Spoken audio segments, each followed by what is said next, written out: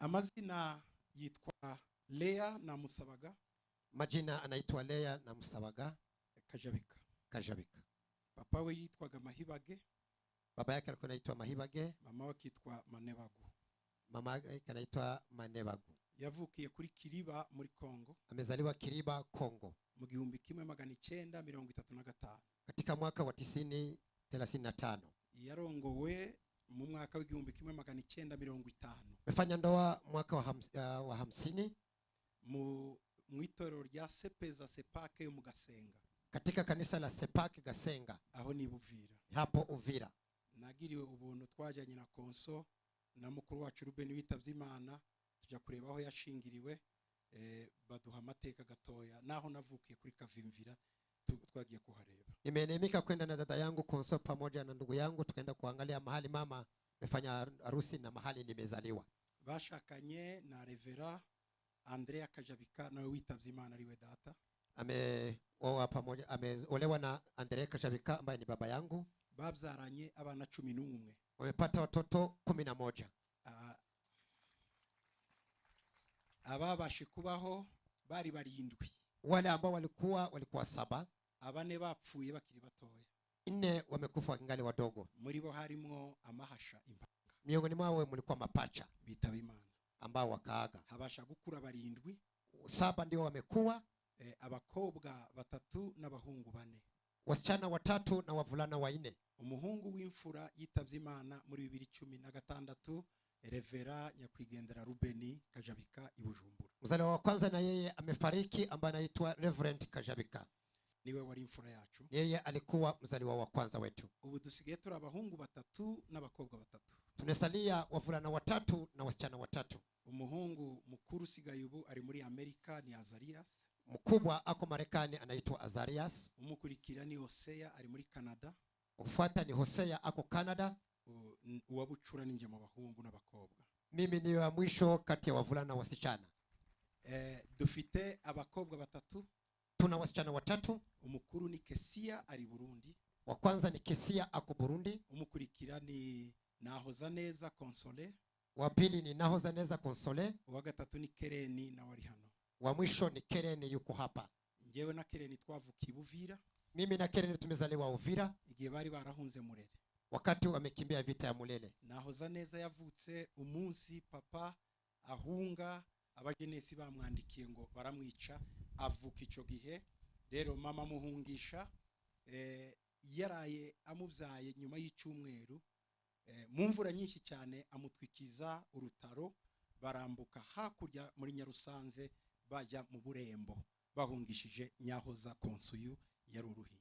Nyahoza wakati alizaliwa alikuwa wamepewa habari kama watawaua, baadaye wakakimbia katika mvua wakavuka mahali pengine. Ruben yavukiye mu Rugarama.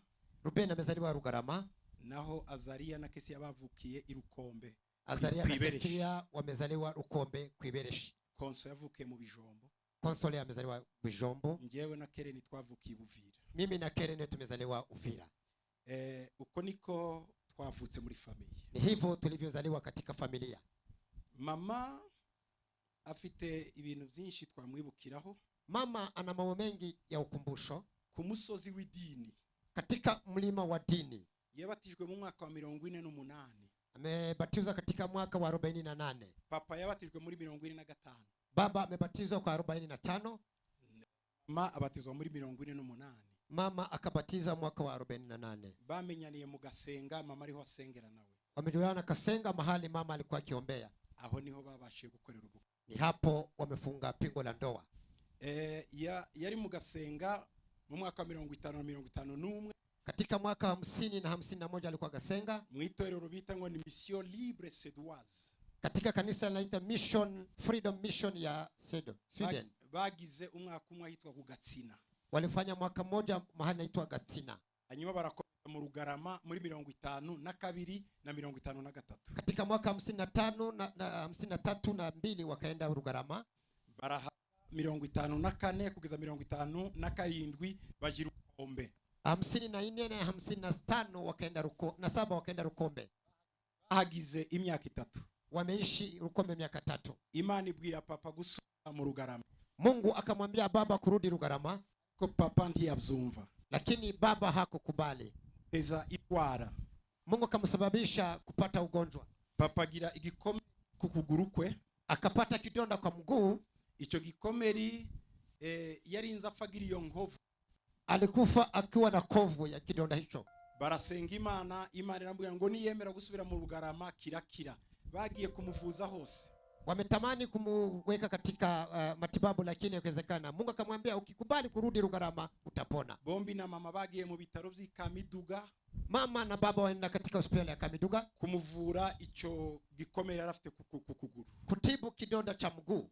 Tibyakunda, haikuwezekana. Bararuha baja mu Rwanda ku Kigeme mu Kongoro, wakaenda Kigeme Rwanda kugira ngo baje kumuvuza. Icyo gihe hari abaganga bakomeye baba missioneri b'Abanglikani. Wakati huo kulikuwa madaktari ambao wametoka ngambo, baramuvura biranga, wakatibu ikashindikana. Papa subiye kwibereshi irukombe, baba aliporudi kwibereshi Rukombe, bafata umwanya wo gusenga, wakachukua muda wa kuomba. Imana iravuga ngo nasubire mu Rugarama. Mungu akamwambia rudi Rugarama. Abyeme tondo basanga igikomere cyake. Alipokubali asubuhi kidonda kikapona. Uko niko papa na mama bagiye bazunguruka hirya no hino. Hivyo baba na mama wakizunguka huku na huku. Bavuye mu Rugarama baja mu Bijombo muri 59. Katika mwaka wa 55 na 59 wakaenda Bijombo. Aho ni mu matorero ya Sepeza cyangwa Sepake barimo bavuga mu butumwa. Walikuwa katika kanisa la Sepake huko wakiendelea injili. Kandi bayashinga. Na tena wakiendelea kupanda makanisa. Mu 66 mwaka wa 62 kugeza muri 72 hadi 72 ikigiye bari Buvira mu itoro rya Gasenga. Walikuwa Uvira katika kanisa la Gasenga. Bari bahunze Murere, walikuwa kimbia Murere, ariko bavuga ubutumwa aho hantu, lakini wakiendelea na injili. Muri 73 kugeza 81 hadi 81 bari mu Bijombo imyaka 8 bari muri Sepake. Walikuwa Bijombo miaka 8 katika Sepake. Muri 82 kugeza 99 mwaka wa 84 hadi 99. Icyo gihe nanone bari mu Bijombo bari muri Kadeze cyangwa se Kadese. Walikuwa Bijombo katika kanisa la Kadese. Iyo yari imyaka 9. Ni miaka 9. Njewe mu Bijombo nahabaye imyaka 15. Mimi nimeishi Bijombo miaka 15. Kuva 73 kugeza 79. Hadi mwaka wa 79. Mwaka wa 73 hadi 89. Nicho gihe navuyeyo nja Ikisangani muri university. Nikatoka hapo nikaenda Kisangani kwa university. Sinongeye gusubira mu Bijombo. Sikurudi tena Bijombo. Imyaka nagize myinshi hanze ni mu Rwanda. Miaka mingi nilifanya nje ni Rwanda na hano muri Kenya. Na hapa Kenya. Icyo gihe mwaka wa 2000 mwaka wa 2000 kugeza ubu mwaka wa 2001 mwaka wa 2001 mama na papa bari mu Rwanda araba KRISTO abapasteri mu itorero Zion Temple. Baba na mama walikuwa wa Kristo katika kanisa, watumishi wa Mungu katika kanisa la Zion Temple. Narimbabereye pastor. Mimi nilikuwa mchungaji wao. Ariko mu mugoroba namara kwigisha bakampamagara bakankosora. Jioni nikimaliza kufundisha wananiita wananirekebisha. Iyo papa yambwira maze kwigisha turangije ngo ndagushaka mu rugo, narinzi ko ari ibintu nkambwira to yamfita akazi kenshi ngo yandagukeneye. Naje yakambwira ngo biriya suku. Wakati nikimaliza kuhubiri baba kiniambia na kuhitaji nyumbani, nilikuwa nikijua ya kwamba nimerekebisha. Nikamwambia nimechoka sana. Akaniambia la, kuja hivi si hivi, tenda hivi. Mama yicaye aho. Mama kiketi hapo. Rimwe akamubwira atari ku mwana uzumureka. Mama akamwambia asumwachilie mtoto. Akavuga ngo ya. Baba akasema la, tugomba kumufasha, lazima tumsaidie. Baba ya bakristo banje baba n'abarezi banje wamekuwa wakristo wangu tena wakawa walezi wangu. Ibyo nibijyanye n'ubuzima bwe bwa Gikristo. Hayo ni maisha ya Kikristo. Mama yari umunyamwete n'umunyamasengesho. Mama alikuwa mtu wa juhudi pamoja na maombi. Yakunda gufata igitabo cha wokovu cy'agakiza akaririmba cyane. Alikuwa akichukua nyimbo za wokovu akaimba sana. Yakundaga ibitaramo ngibi twaramubuza ati ntukazohaguruka udukoze isoni, akavuga ngo mureke ndirimbira Imana yacu. Alikuwa anapenda mikao kama hii, tunamwambia wewe unatuaibisha, anasema la, muniache niimbie Mungu wangu. Twaba twicaye mu bantu benshi agahaguruka kaje imbere tukenda gupfa. Tukikaa katika umati wa watu wengi anasimama kwenda mbele, tunasikia aibu. Na wakatureba akatwihorera. Na yeye anatukazia macho anatuachilia. ariko ni umuntu utarabasha guhisha baranga mutima ye. Yeye hakuna kuzuiza ya hisia zake, alikuwa akizionyesha. Agahaguruka akabyina kandi akavuza impundu. Na akacheza hata anapiga tarumbeta. Yakundaga cyane indirimbo zo kuri radio. Alikuwa anapenda nyimbo sana za radio. Yari yarasabye umwe mu buzukuru be kumukoreshereza indirimbo flash irimo indirimbo gusa kugira ngo azazishyira muri televiziyo ye cyangwa radio ye azikurikira. Ameomba mjukuu kuchukua flash kuweka ndani yake nyimbo aweke kwa TV ili aweze kusikia. Ikinzi cyane mama tumuziho. Kingine nakumbuka kwa mama, yarazi gutanga icacumi. Alikuwa anajua kutoa fungo la 10. Iyo wamuhaga urufaranga, wakati unampatia pesa, yakuraga mu icacumi. Lazima atoe fungo la 10. Rimwe atabasha kuja ku rusengero akagutuma ngo genda unshirire mu kibo cy'icacumi.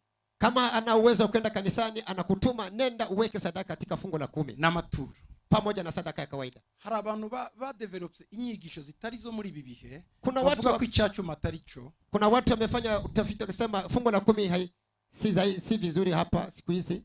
Ariko twebwe twese turaha.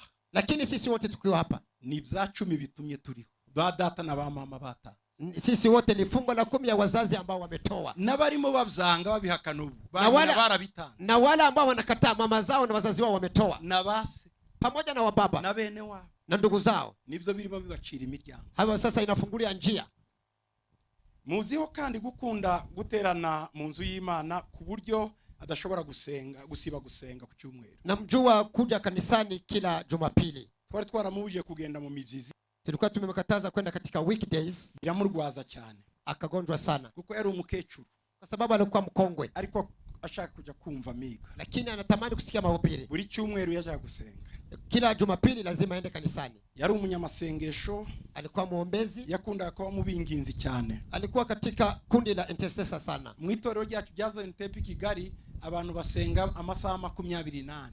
Katika kanisa letu la Zion Temple Kigali watu wanaomba 12 hours. Ariko ukwezi kwarangira, lakini mwisho wa mwezi bakagira iminsi 3 mu rusengero batarya batanywa. Wanachukua siku 3 katika kanisani wakifunga bila kula na kunywa. Buri kwezi. Kila mwezi. Mama rimwe yaradukwepa tukamubura tugasanga yagiyeyo kugira iminsi 3 atarya atanywa kandi ari umukecuru. Mama alikuwa anaenda bila kutuambia, anafanya siku 3 bila kunywa na kula, na tena ni mkongwe. Mu byukuri yakomeje kudushigikira muri uyu muhamagaro, ashigikira na papa. Mama amesimama na sisi katika wito huu pamoja na baba. Asizitoro Sioni likomeye.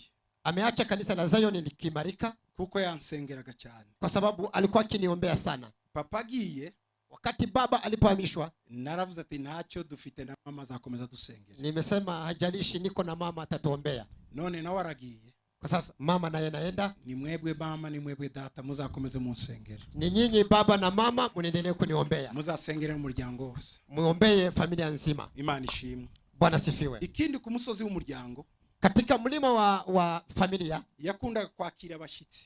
Alikuwa anapenda kukaribisha wageni. Atarobanuye umuntu n'umwe. Bila utofauti. Iwacu hahoraga abashitsi hasaga no kuri bus, kuri gari ya bus. Kwetu kulikuwa wageni kana kwamba ilikuwa katika stage. Narinze mva mwacu tutararara nta mushitsi.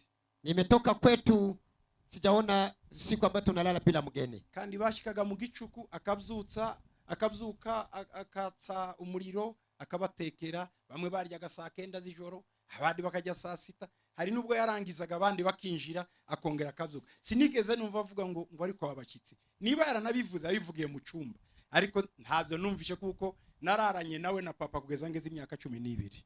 Sijawahi kuona mama akijuta kwa ajili ya wageni. Wamoja walikuwa wafika saa 9 za usiku, wengine saa 7, lakini sijawahi kusikia mama akijuta kwa sababu nimelala na baba na mama wakati miaka 12. Kandi koko nabanye nabo pe.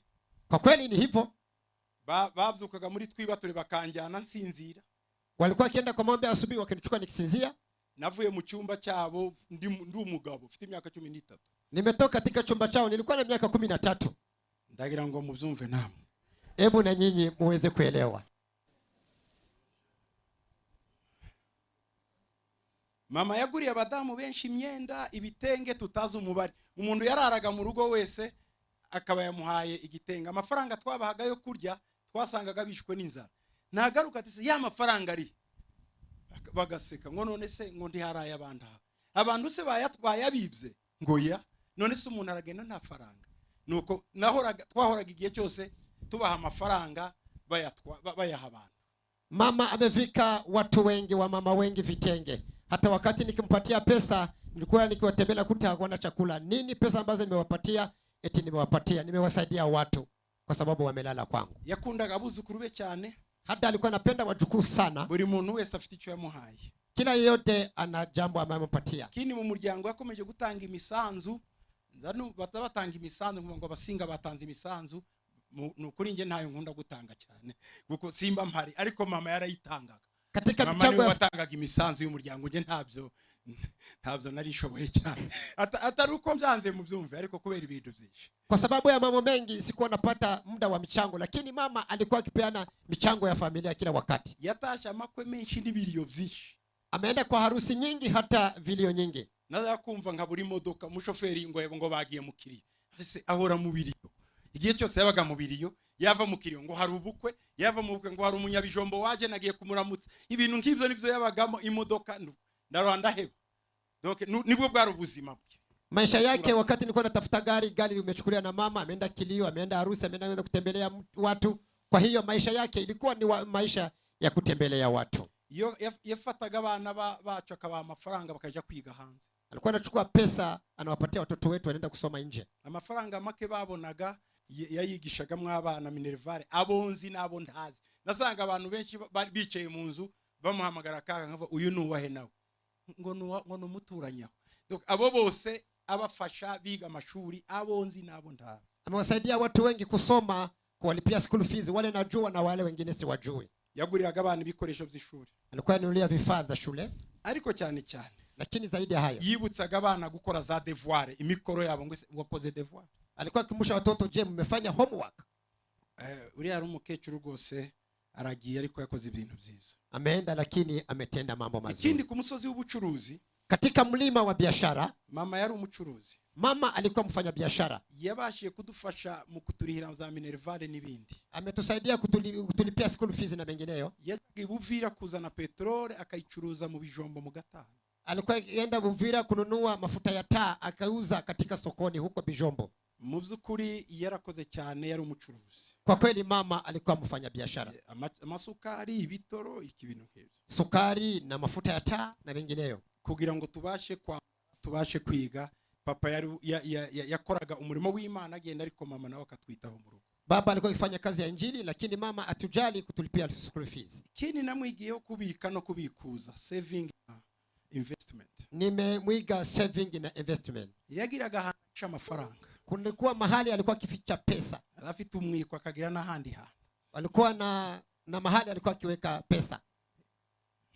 Noneho nkamubaza. Na pocket money anaweka ndani hapo. Iyo namusabaga amafaranga namubwiraga hwari akanga ngo wa mwana we wabwiwe nande. Ariko twajyanaga nawe kuyahisha. Wakati nikimuomba pesa nilikuwa namwambia kuna mahali umeficha pesa, na niuliza je, mtoto umejua? Tulikuwa tukitembea na yeye mahali kuweka pesa. Kuko narazimubikiraga. Ni mimi nilikuwa nikimwekea. Akambaza uko nazimenye. Niuliza umejuaje? Mama rero Imana mu byukuri yamufashije gukora ibintu byinshi kandi yabisaruye. Mungu amemsaidia kufanya mambo mengi na tena amevuna. Yari umuhinzi yagiraga umurima munini. Alikuwa mlimaji, alikuwa na shamba kubwa. Hari ahantu yahingaga nakuze nzibita mu mbara. Ilikuwa mbara yahingaga mu umurima munini cyane. Kuna mahali ilikuwa inaitwa mbara, walikuwa naima sana hapo. Yahingagamo ibigori n'ibishimbo, akilima mahindi na maharagwe, agafata igice kimwe cy'umusaruro, anachukua sehemu moja ya mavuno, akakijana mu itorero ngo namarimbuko, anapeleka kanisani kama limbuko, ikindi akakizana mu rugo, mengine analeta nyumbani, ikindi akagihunika, baadaye inaweka gala, ikindi akagurisha, baadaye ingine anauza. Ni gakeya rimwe twasatse twaguze ibigori rimwe, ndabyibuka rimwe kandi byabaye deba nini mu rugo bombi na papa ngo bigeze gutaho tugura ibigori kuko barabakozi cyane. Nimekumbuka siku moja tumenunua mahindi, sasa wakaanza kuulizana, je, imewezekanaje tununue mahindi? Kwa sababu walikuwa walimaje sana. Sinzi cyari cyabaye icyo gihe, na sikumbuki ni nini mbaye imetendeka, ariko n'abantu bari bishoboye cyane, ni watu walikuwa kijiweza kwibeshaho. Ku musozi wa politike mama yarazi politike. Katika mlima wa siasa mama alikuwa anajua siasa. Yubahaga inzego za leta zose, alikuwa akiheshimu serikali. no munza agatubwira ati mwubahe banyumba kumi mwubahe n'abandi. Lazima muheshimu nyumba 10 na wengineo. Amabwiriza yose n'amategeko mu by'ukuri ari ugutanga umusoro, ari umusanzu w'umutekano yabaga uwa mbere. Kulipa tax za serikali lazima mama alikuwa akilipa. Yakundaga kumva makuru cyane cyatangajwe na leta cyose icyavuye mu nama y'abaminisitiri. Alikuwa kifuata habari hata kikao cha ministers, cabinet minister kwa najua. Yagiraga radio akagira na televiziyo. Alikuwa na radio pamoja na TV. Aho ni kuri uwo musozi wundi nawo witangaza makuru yarawuzi cyane. Ana katika mlima wa habari alikuwa akijua. Yakurikiraga makuru ayazi yo. Saye tumvishe neza twaje kumutaramira akavuga ngo bavuze ibi muri radio. Bimwe yambwiraga ivyo ntazi. Akamwe ngo ukurikire neza bavuze ibi nibi. Yaraza makuru n'amazina y'abantu. Alikuwa anajua habari hata mara moja nikimtembelea nimefuata vizuri sikia radio kuna vile wamesema. Yari yahoragire update azi ibiriho cyane. Alikuwa updated ya kila kitu. Mu by'ukuri yarafite ubwenge bwose. Alikuwa na hekima yote. Arangije urugendo rwe. Amemaliza safari yake. Asize abantu nyuma ye 95. Nyuma yake ameacha watu 93. 95. 95. 95. Harimo abana bariho 6 nkuko nabivuze. Kuna watoto 6 wangali hai. Abuzukuru 47. Wajukuu 47. Abuzukuruza 42. Vitukuu 42. Arangirije muri Kenya muri Aga Khan University Hospital. Amemaliza safari yake katika Aga Khan Hospital. Ku itariki ya 21 y'ukwa 2 2021. Tarehe 1 mwezi wa 2 mwaka wa 2021. Saa moya n'igice za mu gitondo. Saa moja za asubuhi. Twari dufite umugambi muremure. Tulikuwa na mpango mrefu. Atangiye kurwara. Wakati ameanza kugonjeka. Yaburaga amaraso. Alikuwa akikosa damu. Noneho mu Rwanda baragerageza gupima. Rwanda wakajaribu. Batubwira ko iyo ndwara yabagoye. Akasema haiwezekani. Madam ava muri Amerika. Madam akatoka Marekani kugira ngo azamuzane muri Amerika. Ili aweze kumuleta Marekani. Turebe ko yavurirwa hariya. Ili aweze kutibiwa huko. Ahageza asanga ararembye. Alipofika akakuta ni maututi. Tubaza abantu bamwe b'inshuti. Tukauliza marafiki. Harimo mushiki wacu uri hariya Kosi. Dada yetu ambaye yako hapo. Batubwira ko hari umuntu wigeze kurwara iyo ndwara yikirira muri Aga Khan. Wakasema kuna mtu ambaye amegonjwa ugonjwa huu lakini akaponea Aga Khan. Nuko dufata mama tumuzana Aga Khan. Tukamchukua mama tukamleta Aga Khan. Hari abana babiri babanye nawe. Kuna watoto 2 wameishi pamoja naye. Abuzukuru be. Wajukuu 2. Soleil na David Ngabo Fabien. Soleil na David Ngabo Fabien. Abandi dukomeza dusenga. Wengine tukaendelea kuomba. Mu Rwanda Dr. Adolphe numukwe we numuzukuru numukwe w'umuzukuru we. Dr. Adolphe ni mukwe wa mjukuu wake. Yaragerageje kumuvuza uko ashoboye mu Rwanda mu bitaro ahashoboka hose ariko birabagora. Mejaribu kumtibu katika hospitali tofauti lakini haiwezekani. Tumuzana muri Aga Khan. Tukamuleta Aga Khan. Mu by'ukuri twari twizeye gutanga ikiguzi cyose kugira ngo abeho.